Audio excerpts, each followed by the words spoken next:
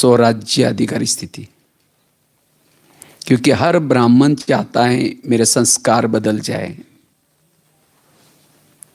मैं निर्विघ्न रहूं।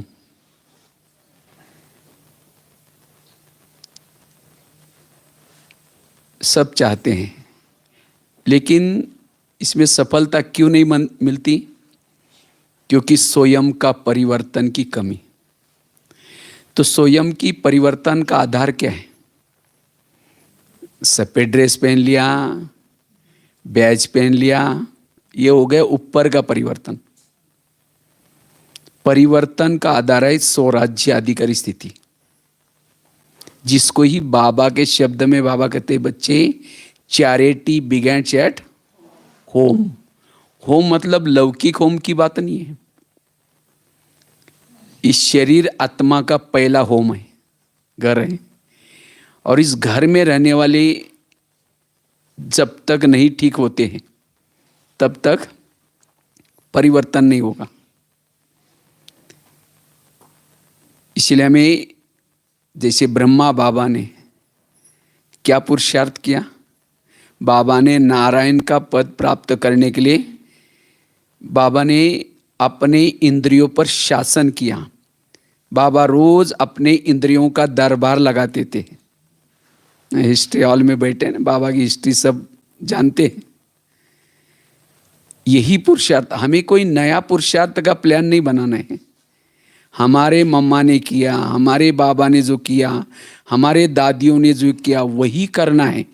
क्योंकि विकारों पर जीत प्राप्त करने का और कोई तरीका नहीं है। नहीं तो आजकल फेसबुक में, व्हाट्सएप में क्या चटपटी बातें आ रही, किस्से, कहानियाँ, बहुत सारे टोटके, हम उसमें मस्त हो जाते हैं। आएगा तो फॉरवर्ड करते रहेंगे।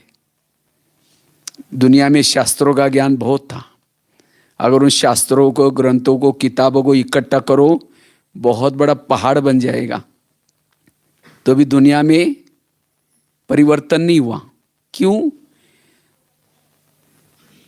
क्योंकि ये जो मूल परिवर्तन का, हर व्यक्ति का परिवर्तन का आधार ये बातें हैं। इसलिए अब हमें थोड़ा सा समय मिला हुआ है। अभी पता नहीं अचानक कब क्या होने वाला है। तो ऐसे में अपना परिवर्तन करना है। अब नई नई बातें आएगी, नई नई बातें दिखाई पड़ेगी, सुनाई पड़ेगी। अगर वही देखते रहेंगे, टाइम यूं ऐसा चला जाएगा, पता भी नहीं चलेगा। इसलिए स्वयं का परिवर्तन करने के लिए हमें अपने रोज इंद्रियों पर निगरानी रखनी है। क्योंकि यहाँ पढ़ाई का मूल सार है। हम ये पढ़ाई किस लिए पढ़ रहे हैं? भविष्य में राजा बनने के लिए। तो किसको किसको राजा बनना? हाथ खड़ा करो। हाँ, ऊंचे ऊंचे हाथ करो। अच्छा, सबको बनना है। अच्छा, सब राजा बनेंगे। वैसे तो कुछ राजस्थान से भी आए हैं।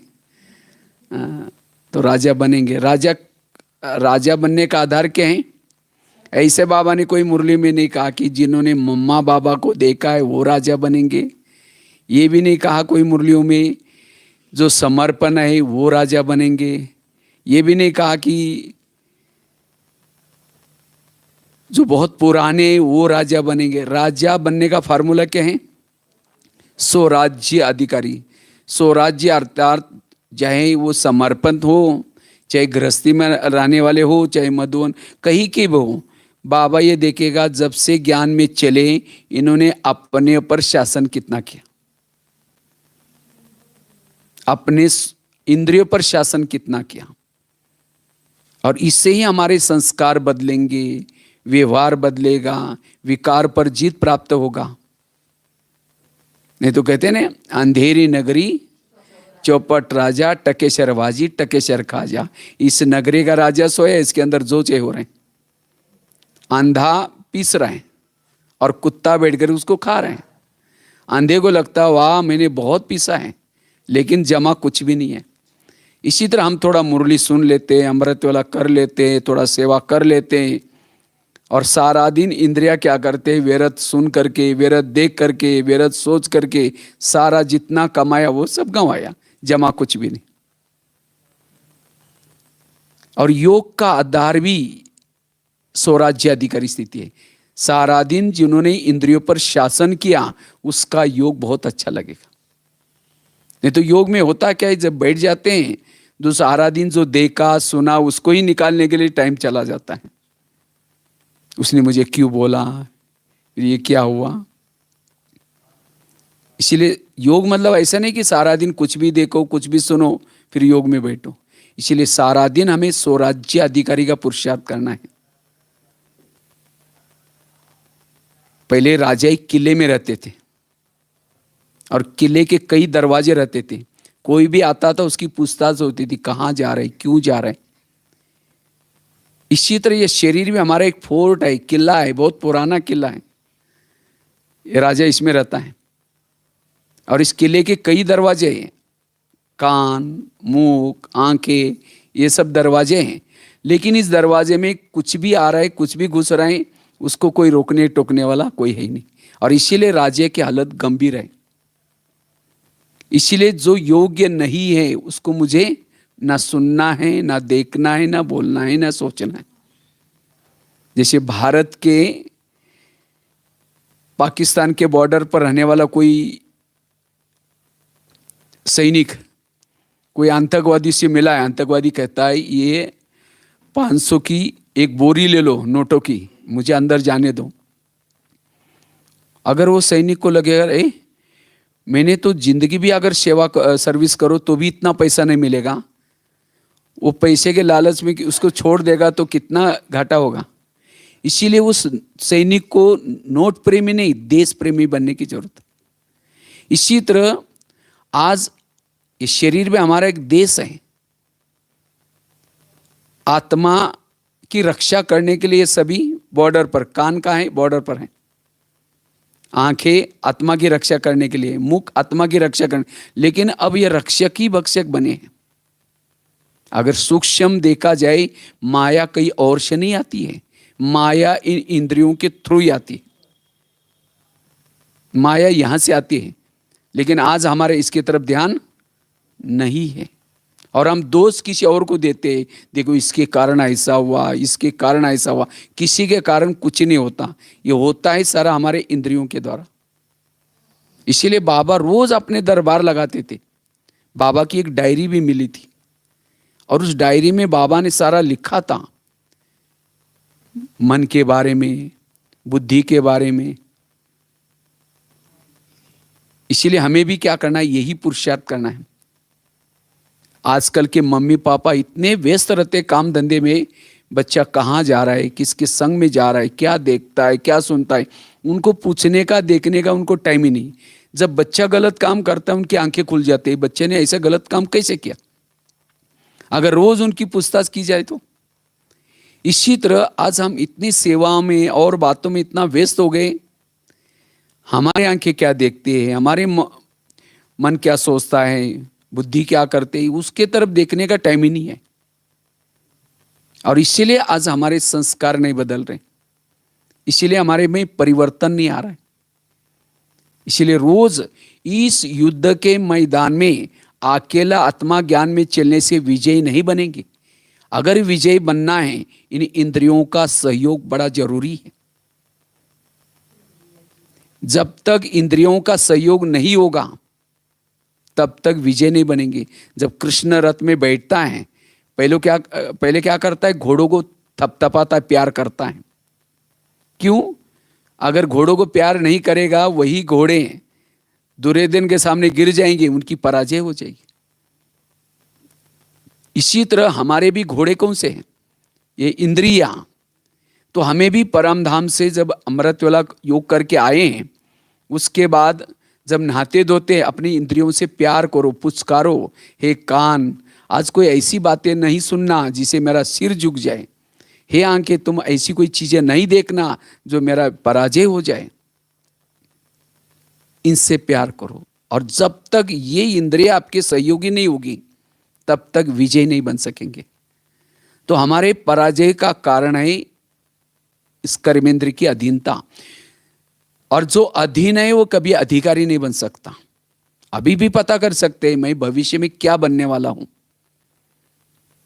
समझो ज्ञान में कोई चलता है, ज्ञान में चलता है, ना धन से सेवा करता है, ना ज्ञान किसी को सुनाता है, इंद्रियों के भी अधीन है, ऐसी आत्मा का भविष्य है दास दासी। दास दासी वो बनते जो उदास रहते हैं, उदास वो होते हैं जो इंद्रियों के अधीन है। कभी उनको बाबा मिला है, सत्युग में जरा खुशी नहीं होगी, चेहरा मुरझा पड़ा मारा पड़ा रहेगा, क्योंकि पता है कि मैं कितना पानी में। जो यहां किसी का श्रृंगार नहीं करते वो श्रृंगार करने वाली बनती। बाबा की मुरली कोई दासियों के लिए, प्रजा के लिए, साहूकारों के लिए नहीं है, ये राजाओं के लिए है। लेकिन ये जो प्रैक्टिकल जो नहीं करते वो ऑटोमेटिकली छटनी हो जाते हैं। बाबा कितना कहते हैं बच्चे मंदिरों में जाओ, ये करो, सेवा करो, लेकिन नहीं करते तो ऑटोमेटिक। कोई ज्ञान में चलता है, धन से सेवा कर रहे हैं, ज्ञान भी दूसरों को सुना रहे हैं, लेकिन इंद्रियों के वो अधीन है। ऐसी आत्मा का भविष्य है वो साहूकार बनेगा, राजा नहीं बनेगा। कोई ज्ञान में चलता है, ना धन से सेवा करता है, ना ज्ञान किसी को सुनाता है, लेकिन इतना गुप्त पुरुषार्थ कर रहे हैं, अपनी इंद्रियों पर जीत प्राप्त की है। ऐसी आत्मा भविष्य में राजा तो बनेंगे, लेकिन कंगाल राजा बनेंगे। कंगाल शब्द नहीं होगा, धन की कमी होगी। और कोई ज्ञान में चलता है, धन से सेवा कर रहा है, ज्ञान से भी सेवा कर रहे हैं, इंद्रियों पर भी शासन है, वो है संपन्न राजा। तो चेक करो हर एक, मेरी गाड़ी कौन से ट्रैक में चल रही, दासी वाली चल रही हूं, साहूकार वाले चल रहे हैं, कंगाल राजे के ट्रैक में चल रही हूं, या संपन्न राजा। चेक करो, और उसको लाना तो संपन्न राजा, या कभी एक दिन राजा वाले चलते हैं, कभी एक दिन दासी वाले चलते हैं, तो वहां भी अप डाउन होगा। एक जन्म राजा, दूसरे जन्म में दास दासी। संगम युग के एक एक दिन का महत्व है। कई कहते हैं सतयुग कब आएगा और कितना साल बाकी है, कृष्ण कब जन्म लेगा, कई ऐसे प्रश्न करते हैं। सतयुग का गायन क्या है? एक धर्म, एक राज्य, एक भाषा, एक मत। तो क्या सतयुग हमें अपने अंदर बनाए? एक आत्मा का शासन इस बॉडी पर है, एक धर्म अर्थात धारणा है। जब हमारे अंदर ही सतयुग नहीं आया तो बाहर कैसा आएगा? अब कई अगर नहीं बनाएंगे तो इसका मतलब सतयुग आएगा नहीं, ऐसे नहीं। लेकिन जिन्होंने एक मत, एक ये किया है, वो सतयुग में जाएंगे, हम उसमें नहीं जा सकेंगे। इसलिए सतयुग हर एक को अपने अंदर बनाना है, और उसके लिए इस इंद्रियों में सब में एकता चाहिए। राजा, आत्मा राजा के प्रति, कई कहते हैं मेरे को बच्चे पूछते ही नहीं है, मेरा पति मुझे रिगार्ड देता ही नहीं है, मेरे को ये करते नहीं। क्यों? कौन रिगार्ड नहीं देता? जिसकी इंद्रिया आत्मा को रिगार्ड नहीं देती, कहना नहीं मानती, उसका कहना भी कोई नहीं मानेगा, उसको रिगार्ड भी कोई नहीं देगा।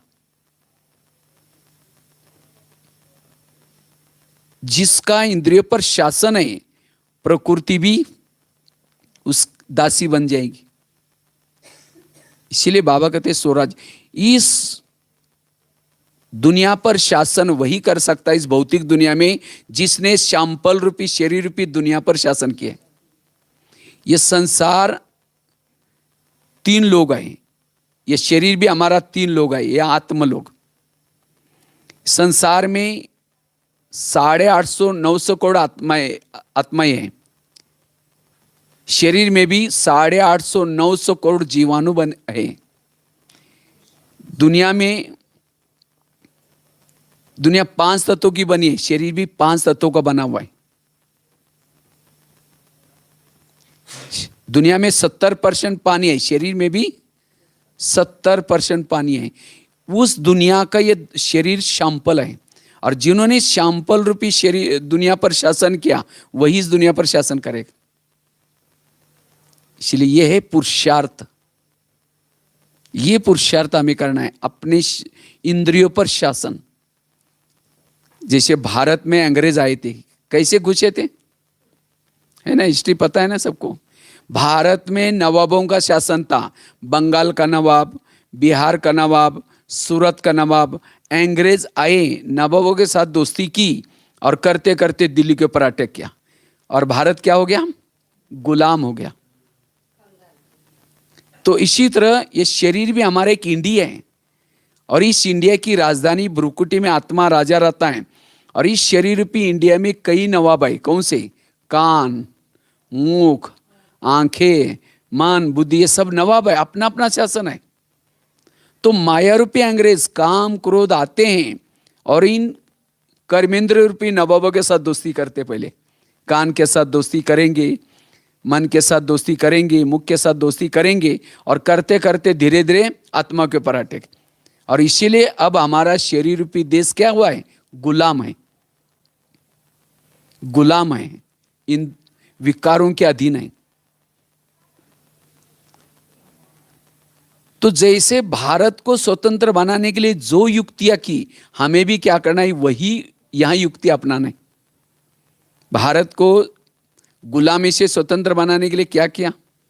जगह जगह पर सभा लगाई, जालियनवाला बाग बड़ा मशहूर है।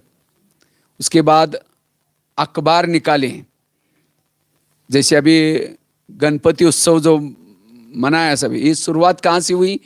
उस समय, ताकि जनता एकत्र हो जाए।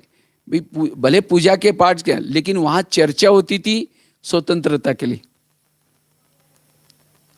अखबार निकाले, नारे बनाए, वंदे मातरम। अंग्रेज लोग वंदे मातरम बोलने नहीं देते थे, उनको हिंदी स्पष्ट आती नहीं थी। उनको लगता है कि हमको बोलते वंदे मातरम मतलब बांधो और मारो इसीलिए वो बोलने नहीं देते थे। साइमन, गो बैक, ऐसे ऐसे नारे। और तब जाकर के नमक का सत्याग्रह, जगह जगह पर जनता जागृत हो गई। और जब जनता जागृत हो गई, सभी ने नारा लगाया, अंग्रेज लोग चले गए, भारत क्या हो गया? आजाद हो गया। इसी तरह आज हमें भी इस माया से स्वतंत्र बनाने के लिए हमें क्या करना है? रोज अपना दरबार लगाना है, अपनी इंद्रियों का दरबार लगाना है, और हर इंद्रियों को माया के विपरीत में भड़काना है। हे आंखें, जो मोबाइल की तुम इधर उधर की गलत चीजें देखते हो, तुमको तो बड़ा अच्छा लगता है, लेकिन मेरा कितना घाटा हो रहा है। और संगम युग का अंतिम समय चल रहा है, अभी अभी तो हम ज्ञान में आए, और तुम अगर ऐसे करेंगे तो मेरा क्या होगा? इसीलिए उनको आंखों से बात करो, कान से बात करो, मुख के साथ बातें करो। जिसको ही बाबा कहते हैं अपने आप से बातें करना, और इससे हमारे अंदर परिवर्तन आएगा। इसलिए हमें रोज क्या करना है? अपने आप से बातें करनी। अब होता क्या है? आत्मा कहता है माया गो बैक, लेकिन कान कहता है और क्या हुआ, इधर से आ जाओ, कोई बात नहीं। जैसे वास्को डी गामा कहाँ से आया था, तो ऐसे ही तो माया भी क्या करते हैं? कान के द्वारा कोई ना कोई इंद्रियां उसको सहयोगी बनती है। अगर घर का ही कोई भेदी बना हुआ है, घर की हालत क्या हो सकती है? देश का ही कोई भेदी। इसीलिए आज हमारे पुरुषार्थ में जो प्रॉब्लम है, कारण है इंद्रियां। लेकिन हमने कभी उस इंद्रियों को, राजा वो होता है, राजा कभी भी किसी के, जिस शहर में राजा रहता है, अगर उसका राजा को कोई कहना नहीं मानता, राजा उसको फांसी देता है। इसी तरह हमें भी इन इंद्रियों से बातें करके हर इंद्रिया आत्मा के लिए रिगार्ड रिस्पेक्ट करें, और इसके लिए हमें यह दरबार लगाना बहुत जरूरी, जो बाबा लगाते थे। कई कहते हैं माता बड़ी अच्छी है। अच्छी मतलब क्या? उसका इंद्रियों पर संयम है। और जिसका इंद्रिय पर संयम नहीं है, वो कितना भी कुछ करते हैं, लेकिन कहेंगे ये तो ठीक नहीं है। जिसका इंद्रिय पर संयम है, इंद्रिय पर शासन है, उसके इर्द गिर्द में गुण और शक्ति होगी। आज कई कहते मुझे सहन ही नहीं होता। सहन करने का पुरुषार्थ नहीं, जिसकी इंद्रियों पर शासन है ऑटोमेटिकली सहन शक्ति आएगी, व्यर्थ खत्म हो जाएगा, संस्कार बदल जाएंगे, सब कुछ चेंज हो जाएगा। इसीलिए हर इंद्रियों के अंदर मायाजित बनने का हमें क्या करना है? अंदर उनको जागृत करने की जरूरत है। और जिन्होंने पूरा संगम युग तक इंद्रियों के अधीन है, वो कोई भी जन्म में राजा नहीं बन सकते। इसीलिए राजा बनने का ये आधार है, स्वराज्य अधिकारी स्थिति। तो हम अपना दरबार कैसे लगाए रोज, कैसे हमें रोज अपना दरबार लगाना है? 2 टाइम पर लगाना है। एक सवेरे अमृत वेले के बाद, और कोई लंबा टाइम नहीं, 5 मिनट, 5-7 मिनट इंद्रियों से बातें करो। मुझे याद है जब बड़ी दादी जब भी कहीं बाहर जाती थी तो सभी निवासियों को इकट्ठे करते थे और उसमें सबको कहते, देखो मैं जा रही हूं, आप लोग सब यहाँ के मालिक हो, आप सब ध्यान रखना। सब ये है एक अच्छा रॉयल राजा की निशानी। नहीं तो अगर पूछे नहीं तो कोई फिर ध्यान नहीं देगा, कुछ ना कुछ गड़बड़ होती रहेंगी। इसी तरह हमें भी क्या करना है, रोज इंद्रियों से बातें करनी है और हर इंद्रिया कहे कि मेरी जवाबदारी है, मेरे तरफ से तो कुछ भी व्यर्थ ना जाए। जैसे प्रधानमंत्री शांति में कब बैठेंगे? जब उसके पार्टी के सभी लोग एक्यूरेट काम करेंगे, अपनी अपनी ड्यूटी ठीक करेंगे। अगर एक भी कोई गलत कर लेता है उनकी नींद फिर जाएगी। इसी तरह आत्मा को शांति तब होगी जब हमारी हर इंद्रिया अपनी अपनी ड्यूटी एक्यूरेट करे। एक ने कोई गलती की, आत्मा की नींद फिर जाती है, सब अशांति हो जाती है। इसीलिए इस पहले बाबा ने कहा था कितने सेंटर खोले, कितना आप सेवा करते, वो महत्व का नहीं है, लेकिन आप निर्विघ्न कितने हैं।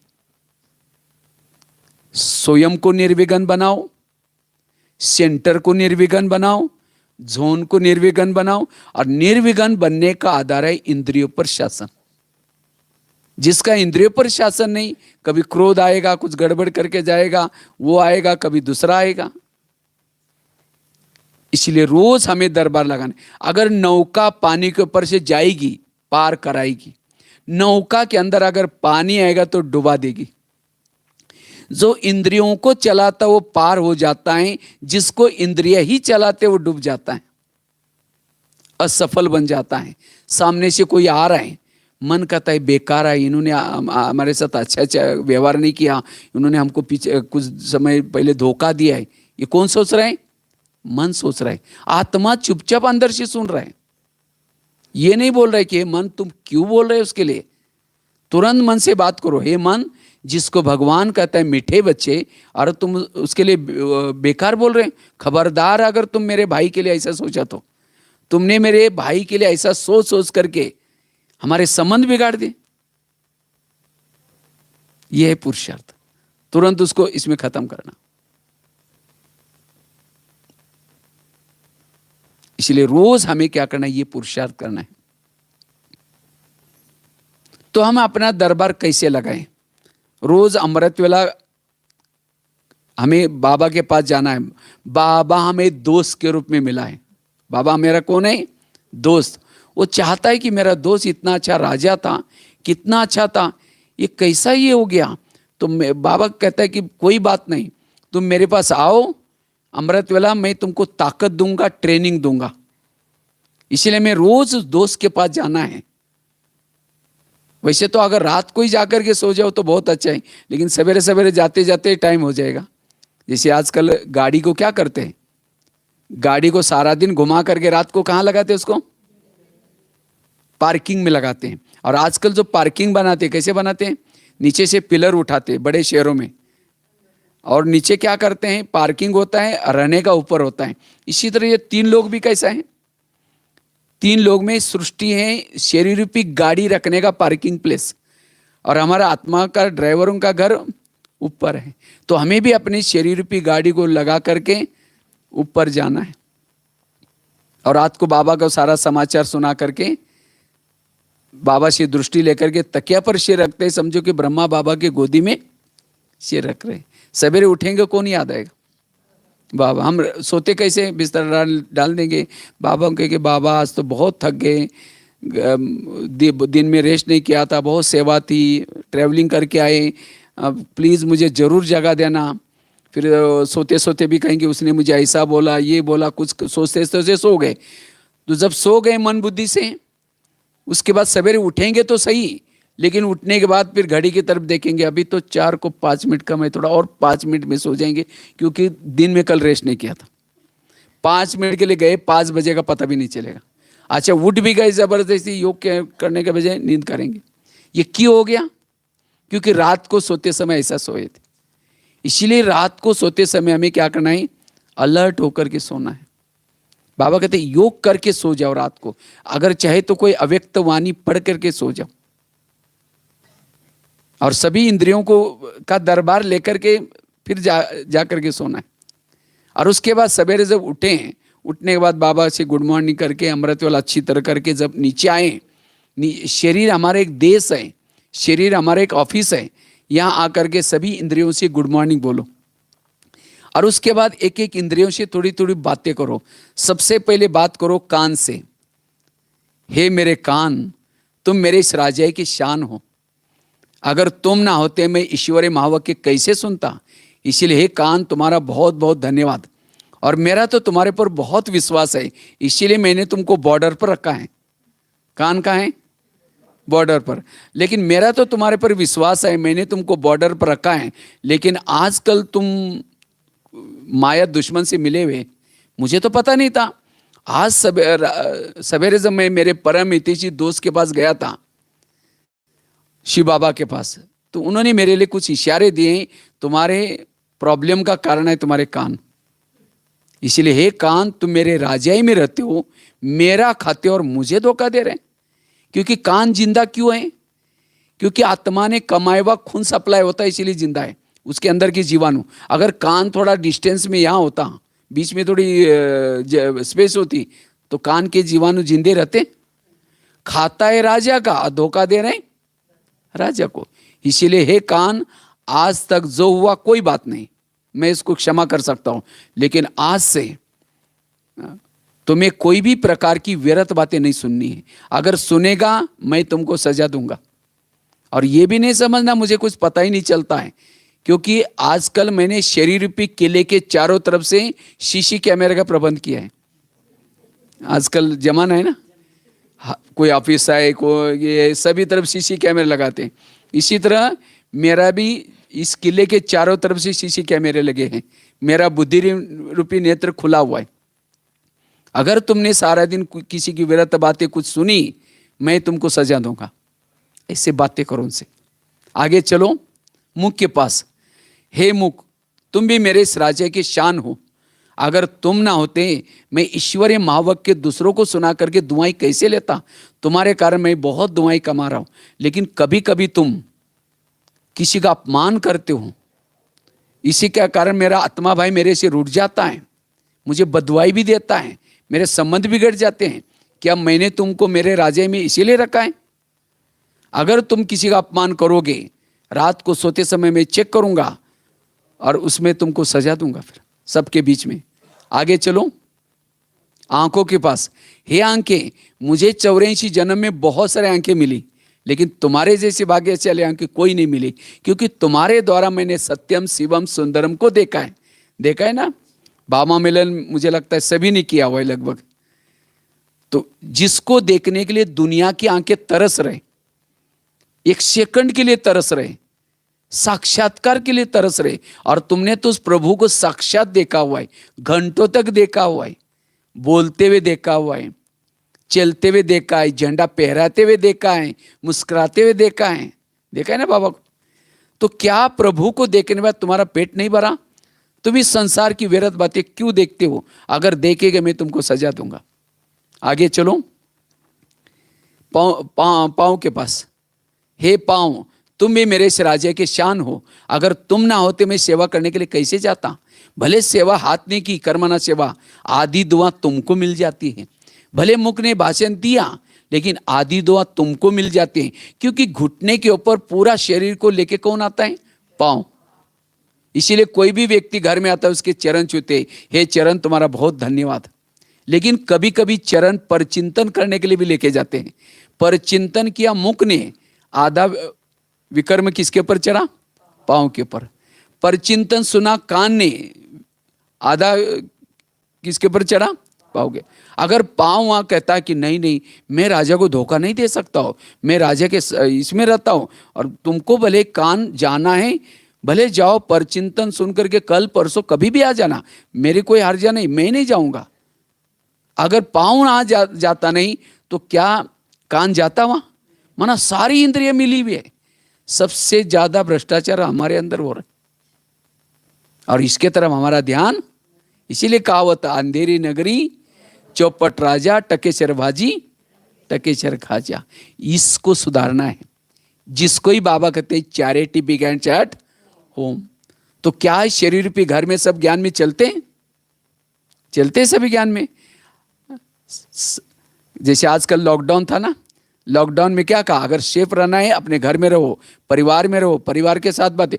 इसी तरह आजकल दुनिया में लंदन में फोन कर रहे हैं, अमेरिका में फोन कर रहे हैं, लेकिन पड़ोसी को ना यही पता नहीं। आजकल दुनिया की स्थिति है। आज हम भी क्या क्या कर रहे हैं, कितनी सेवा करते हैं, लेकिन हमारी इंद्रियों से कभी बातें नहीं करते। इसीलिए इंद्रिय कहते हैं अच्छा ये राजा है क्या, दिन रात हम उसको सेवा करने में लगे, लेकिन शाबाश भी नहीं बोलता, हमको थैंक यू भी नहीं बोलता। इसीलिए कहते हैं ठीक है हम भी आपको दिखाएंगे। इसीलिए इंद्रियों माया से मिली। इसीलिए इनको जब तक ये इंद्रिय आपके सहयोगी नहीं बनेंगे तब तक विजय नहीं बनेंगे। इसीलिए स्वराज्य अधिकारी स्थिति जरूरत है। तो पांव से बात करो, आगे चलो। मन के पास, हे मन तुम भी मेरे इस राज्य के शान हो। अगर तुम ना होते मैं ईश्वरीय महावाक्यों का चिंतन कैसे करता। लेकिन कभी कभी तुम व्यर्थों का भी चिंतन करते हो। अगर तुम व्यर्थों का चिंतन करोगे मैं तुमको सजा दूंगा। आगे चलो बुद्धि के पास। हे बुद्धि मैंने सभी इंद्रियों में से चुन करके तुमको मंत्री बनाया। और बुद्धि कौन सा मंत्री है? केंद्रीय मंत्री है, गृह मंत्री है। पूरा घर की जवाबदारी किसके ऊपर है? आत्मा के बाद बुद्धि के ऊपर। तो मैंने तो योग्य तुमको समझ करके तुमको मंत्री बनाया और पूरी कारोबार तुम्हारे हाथ में दी। मुझे लगा तुम मेरा भलाई करने वाला है, लेकिन तुमने तो मुझे ऐसा धोखा दे दिया, ऐसे कुछ गलत निर्णय लिया, मेरी पूरी राजधानी गंवा दी। इतना ही नहीं, तुमने तो मुझे रावण की जेल में डाल दिया, मेरी पूरी राजाई गई। अच्छा है मुझे शिव बाबा दोस्त मिला, फिर से दोबारा जागृत किया, मैं जग रहा हूं। इसीलिए हे बुद्धि आज तक जो हुआ कोई बात नहीं, लेकिन आज से तुम्हें जो भी निर्णय लेना है श्रीमत के आधार से निर्णय लेना है। अगर तुम कोई भी गलत निर्णय लेगा मैं तुमको सजा दूंगा। यह है सो परिवर्तन। इसके बिना हमारा परिवर्तन संभव नहीं है। जब तक इस इंद्रियों पर शासन नहीं है तब तक। इसीलिए रोज अपने इस कर्मेंद्रिय से बातें करना, उनको समझाना, सावधान करना। और केवल सावधानी नहीं करना, फिर रात के ये सवेरे का दरबार हो गया। और बाबा ने ये पुरुषार्थ किया है, गुप्त बाबा ने पुरुषार्थ। और इसीलिए बाबा सबके प्रिय बने। उसके बाद रात को सोने के पहले फिर 10 बजे दरबार लगा दो। ये सवेरे का दरबार बताया, रात को सोने से पहले फिर दरबार लगा दो। अगर कहीं इमरजेंसी कुछ कोई कर्मेंद्र ने गलत किया, तुरंत सर 5-10 मिनट के लिए बैठ करके मीटिंग लो, इंद्रियों से बातें करो। यही चार्ट भी रोज चेक करो, मेरी कौन सी कर्मेंद्रिय धोखा देती है। और खास स्पेशल उस कर्मेंद्रिय पर एक्स्ट्रा अटेंशन। माया कैसी घुसेगी? सारे दरवाजे तो बंद हो गए। यही तो दरवाजे माया आने के। कान से घुस जाते, मन से घुस जाते, आंखों से घुस जाते, मुख से घुस जाते, ये सारे दरवाजे बंद।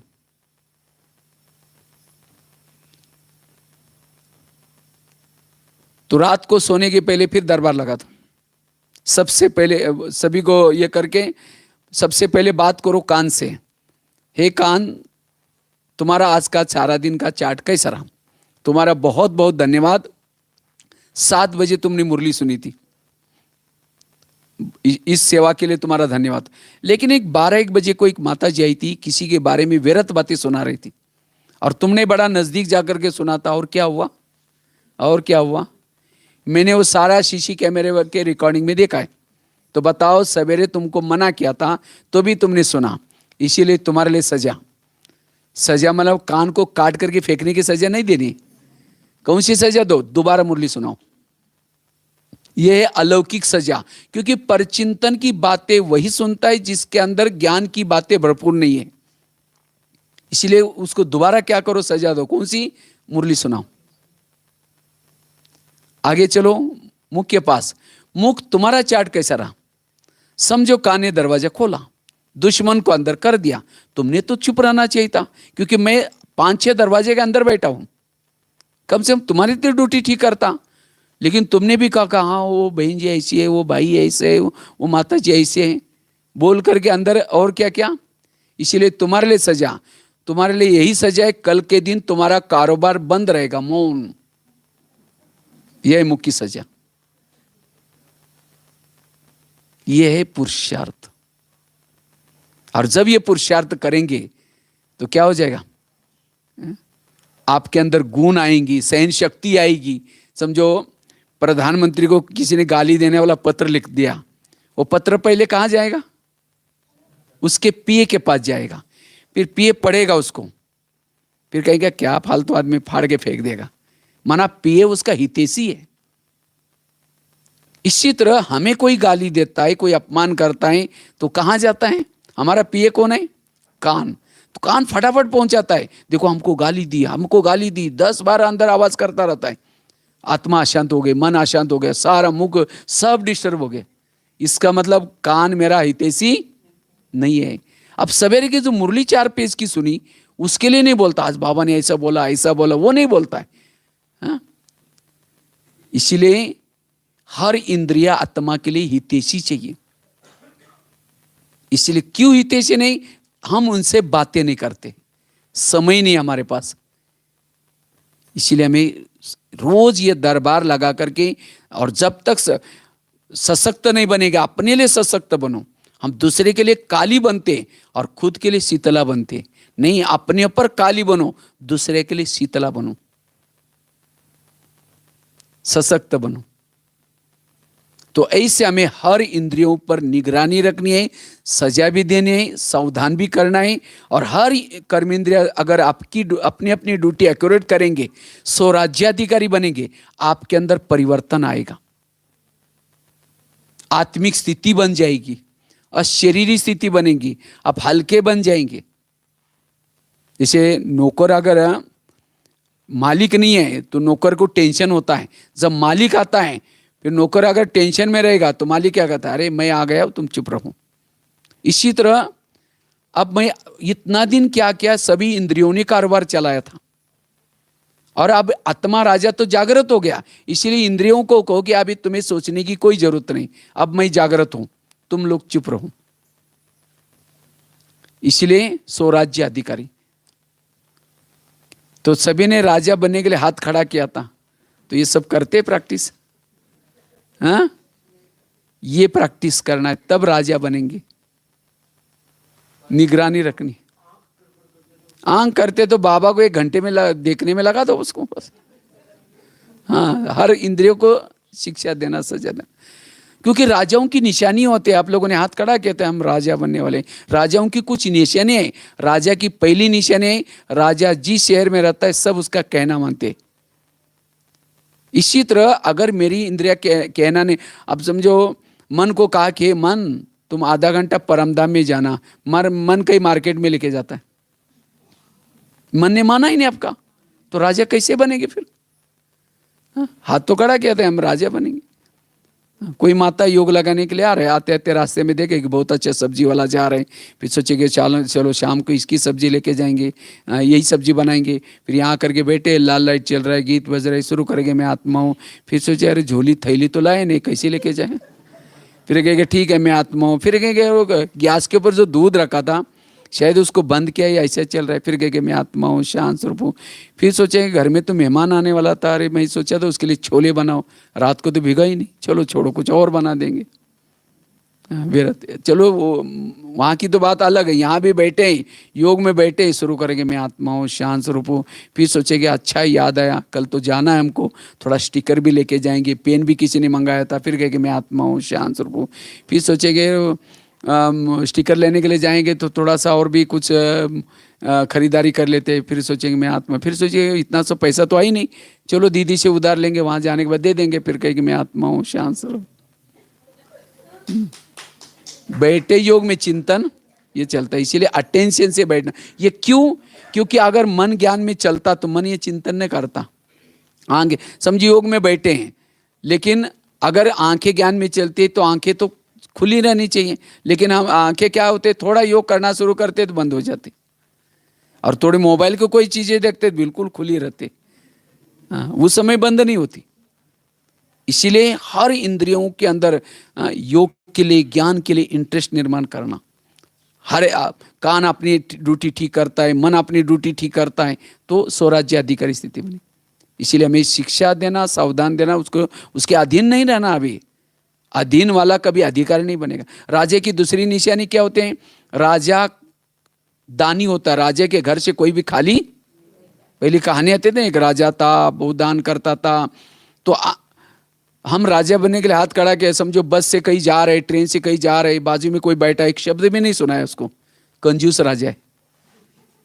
पड़ोसी ने रोज कहते देवी आओ दर्शन दो, देवी बाजू में बैठे, कभी एक शब्द भी नहीं सुना थी, कंजूस है। इसीलिए दो, जो देता है वो देवता है।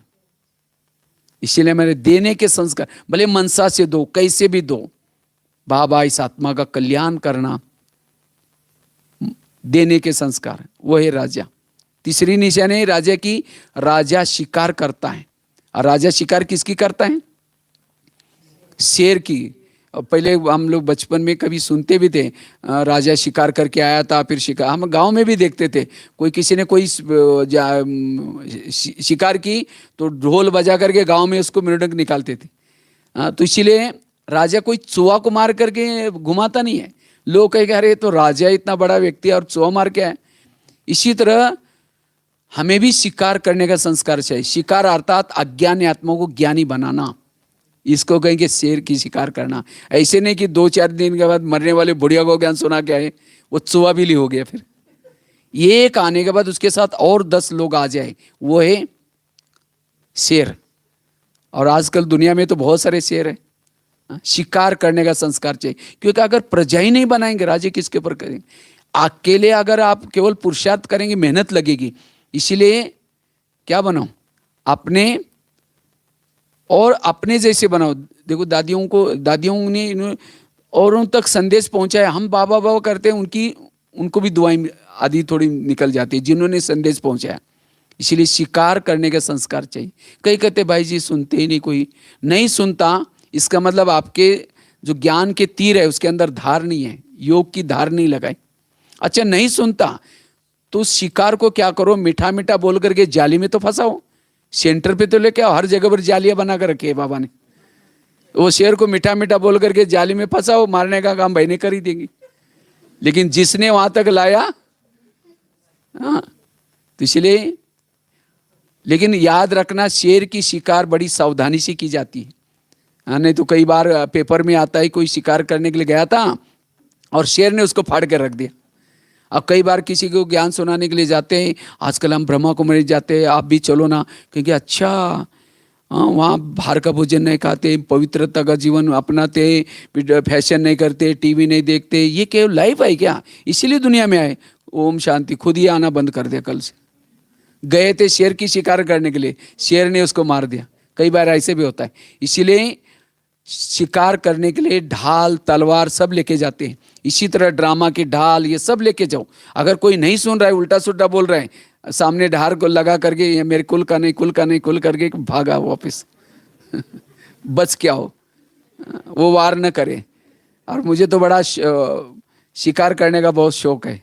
हमने तो पूरा भारत में 12,000 स्कूल कॉलेज में जाकर के लेक्चर करके शिकार की। इतना ही नहीं, 800-900 जेल में, हाँ, जेल में जो खूंखार कैदी है वहाँ जाकर के भी शिकार की। जब जब टाइम मिलता है मधुबन से, शांतिवंशी किचन से चला जाता हूँ, ट्रेनों में जाकर सुनाता हूँ, बसों में जाकर के। और मैं तो खास तो स्लीपर में जाता हूँ। स्लीपर में तो बहुत शेर बैठे रहते। अभी एसी में जाएगा तो तुरंत सो जाएगा वो। इसीलिए प्रजा बनानी जरूरी है। अपने शेयर होल्डर बनाओ, अगर नहीं बनाया तो महीने में एक को बीके जरूर बनाओ, और तब राजा बनेंगे। और फलों का राजा किसको बोलते हैं? वैसे तो बोलना चाहिए नारियल को, लेकिन नारियल को नहीं बोला, आम को बोला। क्यों? क्योंकि आम के साथ प्यार होता है सभी का, नारियल के साथ इतना प्यार नहीं है। जब अभी सीजन पूरा हो ना, अभी भी आम का, आम को लेकर के मुंह में चूसेंगे, खत्म भी हो तो डालेंगे, निकालेंगे, प्यार कर रहे उसे फेंकने का भी दिल नहीं आए।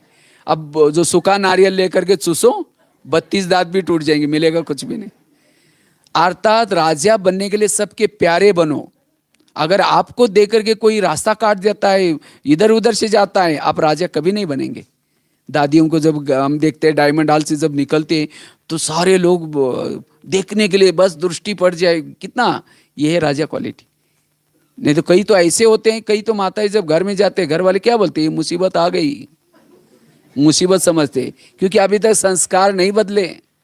इसलिए आम बनो। और फलों का राजा आम को क्यों बोला? क्योंकि जब कोई व्यक्ति थक जाता है, परेशान हो जाता है, कहाँ से होता है? आम के पेड़ के नीचे। अगर नारियल के नीचे जाएगा तो छाया तो छोड़ो, नारियल टूट करके सिर भी तोड़ देगा, और उसका कब वो झाड़ा वाला वो पत्ता गिरता है कब भरोसा नहीं है। अर्थात दुनिया से कोई थक करके परेशान होकर के आपके संपर्क में कोई आता है, आप उसको ऐसी ज्ञान की बातें, कुछ बातें सुना करके उनका दुख हरो, परेशानी मिटाओ, वो है राजा क्वालिटी। कई कई तो ऐसे बीके भाई बहने होते हैं, वो परेशान होके आया था और यहाँ की उल्टी सुल्टी बात सुना, और यहाँ भी ऐसा होता है, ये बहनें भी ऐसे होते हैं, उल्टी सुल्टी बातें सुनाई, उनकी भावना खराब की, दोबारा आना ही बंद कर दे। कई ऐसे भी होते हैं। इसलिए हमें छाया देना है, सबको सुख देना है। और फलों का राजा आम को क्यों बोला? आम ऊपर से नरम है, अंदर से सख्त, और नारियल ऊपर से सख्त, अंदर से नरम। तो जो राजा वाले क्वालिटी वाला आत्मा ऊपर से अपने नियम संयम में अंदर से कड़क होगा और ऊपर से नरम होगा। और नारियल क्वालिटी वाला ऊपर से कहेगा ये करो वही करो, और खुद कुछ नहीं करेगा, दूसरों लोग कहेंगे हाँ जी जरूर करेंगे, हमको पता है कैसे करके रिगार्ड नहीं देंगे। इसीलिए आम बनो, नारियल मत हो। इसीलिए कहते हैं नारियल को तोड़ो तब भगवान क्या हो जाएगा? नारियल मतलब हमारे जो रियलिटी नहीं उसको छोड़ो, जो रियलिटी नहीं उसको तोड़ना। लोगों ने वो भक्ति वाले वो नारियल तोड़ा, वास्तव में आत्मा का आकार भी नारियल की तरह है, केसरी कलर नारियल का, इस आत्मा का भी लगभग। तो नारियल भी सबसे वंडरफुल फल है। अगर अभी कोरोना काल में 400-500 रुपए में एक नारियल पीने वाला मिलता था, क्योंकि उसके अंदर बहुत, अगर पीने के बाद कई बीमारी ठीक होती है, लेकिन ऊपर का कवच तोड़ने के लिए उसकी मेहनत है। इसी तरह आत्मा के अंदर शांत स्वरूप, आनंद स्वरूप, शक्ति स्वरूप, ओरिजिनल गुण बहुत है, लेकिन ऊपर विकारों का कवच लगा हुआ है। इसलिए अब हमें नारियल को केवल शिव जी के सामने रखा है, तोड़ा नहीं, बाबा प्रसन्न नहीं होगा। इसीलिए इस वर्ष में नारियल तोड़ो तब राजा बनेंगे। और उद्घाटन के समय एक बार अगर नारियल तोड़ दिया, डाल दिया, टूटना चाहिए, कहेंगे शुभ काम है। 10 बार डालेंगे टूटेगा नहीं, कहेंगे कोई अशुभ काम है, ठीक नहीं होगा। इसी तरह जितना ज्यादा समय ज्ञान में चलते समय आपका अगर ओरिजिनल संस्कार बाहर नहीं आए, आपका पद ऊंचा नहीं होगा।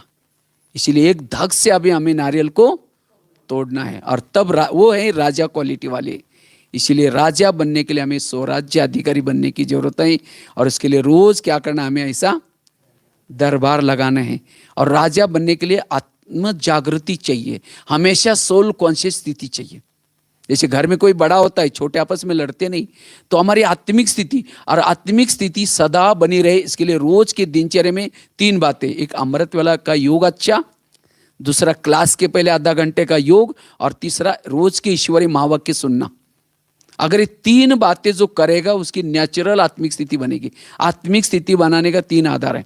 लेकिन आजकल मैं सेंटर में जब जाता हूँ तो कई भाई बहनें 7 मुरली होने के बाद, मुरली चालू होने के समय पहुंचेंगे, क्लास के पहले योग नहीं करेंगे। और आजकल तो ऑनलाइन के सब ये कर लेते।